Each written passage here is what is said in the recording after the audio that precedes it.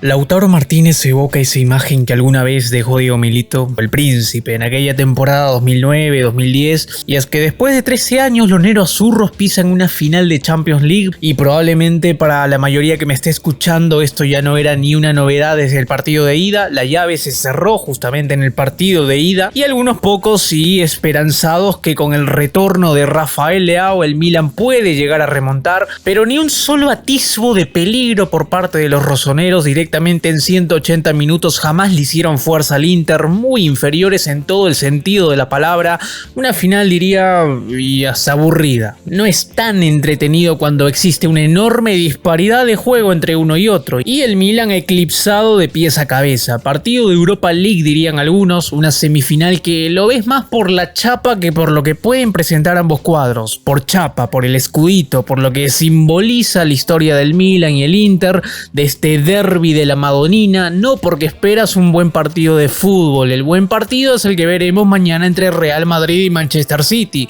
De todas maneras, ahí sí hay donde apreciar a ambos cuadros. Juegan en el Etihad con una estadística que desfavorece al Madrid y bueno, ya de eso hablaremos el día de mañana. Pero antes les voy a hablar sobre el partido entre Sevilla y la Juventus de este jueves 18 de mayo, el partido de vuelta en España, donde el equipo de andaluz contará con el apoyo de su gente de inicio a fin, expertos en jugar Europa League frente a la Juve, que también busca la gloria continental. Con ello te presento 1xBet, empresa líder a nivel mundial en las apuestas deportivas, y la plataforma por supuesto que es la más fácil de usar para depositar y especialmente para retirar tu dinero. No pierdas la oportunidad de jugar a lo grande. Ingresa mi código de promoción BILLO con un 1 en lugar de una I. Mientras te registras, recargas tu cuenta y obtienes un bono de hasta 130 euros en el primer depósito. Toda la información lo tendrás en el comentario fijado de este video. Y coincidentemente, Milito y Lautaro, jugadores que nacieron en la academia, son los principales arietes del Inter de Milán en sus distintas etapas. Y alguna vez el príncipe le expresaba su deseo con que levante la Champions. Es complicado que suceda, por supuesto, de hecho todavía creo que el campeón va a salir entre el Real Madrid y Manchester City, pero en la imaginación, si esto se llegase a materializarse, sería tremenda historia de este nexo de éxitos que ya existe entre el Inter de Milán y Argentina. Traigo a colación esto porque es innegable que no existe una remembranza de por medio tras la clasificación del Inter a la final con un gol de El Toro Martínez, tal como alguna vez lo hizo Milito cuando se cargó al Barcelona en la semifinal. Pero por ahora el partido lo volvió a ganar el Inter y con un global de 3-0. El equipo de Pioli era quien tenía la obligación de remontar, pero apenas se quedó con unas ganas iniciales que no se tradujeron en situaciones. Apenas un remate desviado de Rafael Leao, la gran figura del rosonero que se había perdido la ida por lesión y fue apurado para regresar a este duelo, y se notó físicamente. Lo vieron a Leao, dio mucha lucha pero lejos de las áreas y terminó cayendo en su único recurso, tirarle centros a Oliver Giroud, quien no podía ganar ninguno y terminó perdiendo siempre frente a Francesco Acerbi y toda la defensa de un Inter que supo replegarse en bloque cuando lo necesitó. Y así este Milan es demasiado poco para un semifinalista de la élite europea. Y por otra parte, con esta clasificación el neroazurro jugará por sexta vez la final de la Champions. La estadística va con 3 títulos y 2 subcampeonatos. Y de Yapa eliminaron por primera vez en Champions al Milan. Y yo sé, o capaz no, pero probablemente ni el más optimista de los tifosis del Inter habría pensado a principios de temporada que su equipo jugaría por ser campeón de la Champions 13 años después. La vuelta contra el Milan generaba esta curiosidad de comprobar cómo saldría el equipo de Pioli. Los rosoneros en la ida fueron arrollados por un Inter que no le dejó ni una opción y parecía que para este partido de vuelta en los primeros minutos habían aprendido la lección que les dejó el primer partido. El Inter soportó el primer cuarto de hora la presión del Milan y después se asentó en el encuentro y no solamente dejó de pasar peligro, sino que comenzó a generar las mejores chances de gol. Pudo haber definido la serie en el primer tiempo, pero le faltó eficacia. Sin más, vamos con el 11 del Inter, que es literalmente el mismo que se presentó en la ida, lo que quiere decir que lo que funciona no se toca.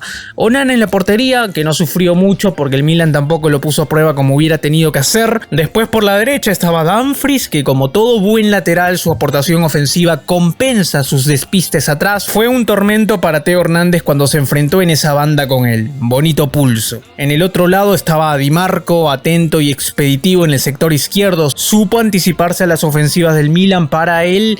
Cortocircuito, vamos a llamarle. En la saga ya encontramos a Darmian, que ser veterano le da unas cosas y le quita otras, aunque en general le da estabilidad al equipo. Eso sí, un fallo suyo pudo costarle el 1-0 al Inter si Leao hubiera estado más fino en la definición.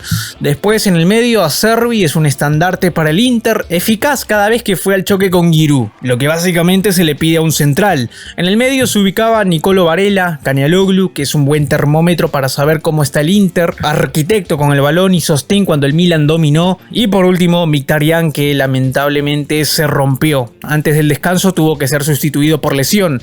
Y para ultimar tenemos a los dos de arriba, Lautaro Martínez y el bosnio Dzeko. Mucho más discreto que en la ida, pero siempre necesario en el juego aéreo para darle respiro a sus compañeros. Después Lauti, de carácter canchero y rebelde, siempre puso en manifiesto sus ganas de llegar a la final, y en el segundo periodo del partido se le dio el tanto que él liquidó cualquier esperanza lejana que al Milan se le pasara por la cabeza.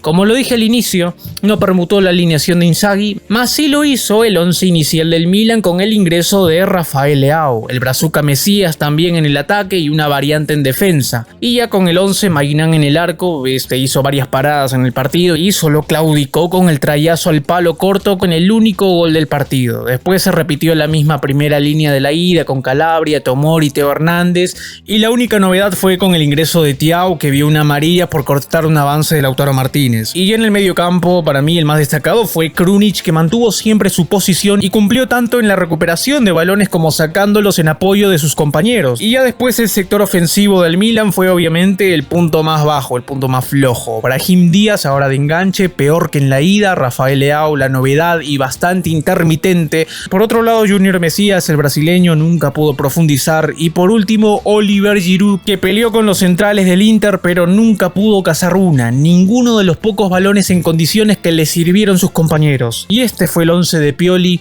bastante bajo, y efectivamente la verdadera dimensión del Milan se manifestó en el hecho de que todo su juego gravitó en torno a Brahim Díaz, muchachito este de 23 años, cedido por el Real Madrid, y Brahim se movió con libertad, pero en soledad, eximido de las tareas más amargas en defensa por el doble pivote estacional que conformaban Tonali y Krunic a su espalda. Su misión tuvo carácter heroico o absurdo. Le pidieron que buscara fisuras en el hormigón en ese bloque que armó el Inter, y ni con una lupa las descubrió, siempre seguido de cerca por un interior y un central del Nerazzurro, y así Brahim Díaz buscaba asociaciones con gente demasiado pesada para poder llegar a tiempo a ofrecerse para el toque. Por un lado ahí estaba el brasileño Junior Mesías por la derecha, que es una madre. Después Giroud al frente, que es un gigante de tobillos inflamados que mostró evidentes dificultades para desplazarse, y Rafael Leao por la izquierda, que es un Hércules tan cargado para despegar, necesita 1 kilómetro de pista por lo menos. Mientras Brahim buscaba combinaciones, pero ahí estaban sus hostigadores que lo obliteraron constantemente. Después podemos hablar del ingreso de Marcelo Brozovic en el Inter. Sucedió al momento que Mkhitaryan se lesionó y fue sustituido por el croata, que dicho sea de paso sufre contracturas musculares desde que se agotó en la Copa del Mundo. Vive al límite de la rotura, así de simple, pero no por nada también es el mejor pagado de la plantilla, y su ingreso en el campo tuvo un efecto devastador para el AC Milán. Estuvo presente en todo el campo,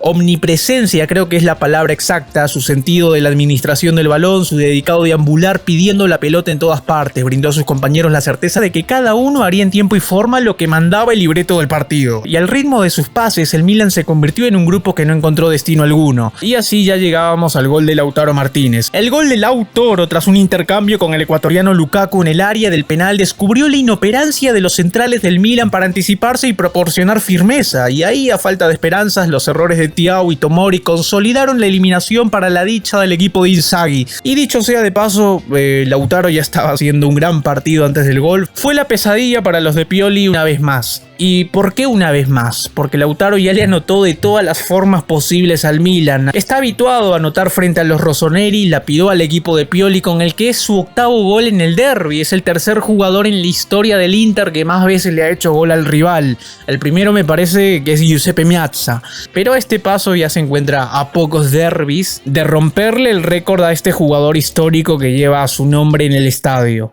Y bueno, ya el mazazo del Toro dejaba al Milan sin esperanzas y los cambios de Pioli, Origi y Saelemaekers llegaron tarde y la verdad que pudieron hacer poco. Y así al final, tras algo de nerviosismo y 5 tarjetas amarillas en el último cuarto de hora, la fiesta del Inter se pudo desatar en un San Siro calentísimo y casi totalmente nerazzurro. Es una derrota dura para el Milan que tras el Scudetto del curso pasado cerrará este año sin títulos y tendrá que luchar hasta el final para clasificarse a la Champions, objetivo que no puede fallar. El Inter, en cambio, ha florecido con la primavera. Esta victoria en definitiva es una de las más importantes en la historia del Inter de Milán. Y eso fue todo por hoy. Y cuéntame, ¿veías al Inter en la final cuando ni siquiera iniciaba la Champions de la presente temporada? Siéndole sinceros, en su grupo para mí clasificaban el Bayern y el Barcelona. El Inter se me hacía bastante pecho frío en las últimas ediciones. Eso obviamente con el diario del viernes en su momento, porque ahora ya todo está consumado con los nerazzurros en la final.